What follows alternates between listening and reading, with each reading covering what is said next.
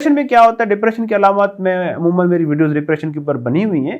Depression में इंसान उदासी फील करता है, मायूसी फील करता है, थकावट उसको होती है, काम करने का दिल नहीं करता, नींद भूख खराब हो जाती है, फोकस नहीं कर पाते, कंसंट्रेट नहीं कर पाते और होपलेस रहते हैं। अपने बारे में, दुनिया के बारे में, फ्यूचर के बारे में बहुत ज़्यादा होपलेस रहते हैं और उनको खुदकुशी के ख्यालात आते हैं अपने आप को ख़त्म करने के। कुछ लोगों को शिद्दत ज़्यादा हो जाती है तो खुदकुशी कर भी लेते हैं।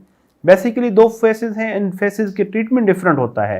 अगर मैनिया में है तो मैनिया का ट्रीटमेंट डिफरेंट है, अगर डिप्रेशन में है उसका ट्रीटमेंट डिफरेंट है। और डिप्रेशन का जो ट्रीटमेंट है, बाइपोलर डिप्रेशन का, इसको हम कहते हैं बाइपोलर डिप्रेशन, यूनिपोलर डिप्रेशन के ट्रीटमेंट से भी डिफरेंट है। ये हमें डिटेल में असेसमेंट के बाद पता चलता है कि पेशेंट को बाइपोलर डिप्रेशन है या यूनिपोलर डिप्रेशन है।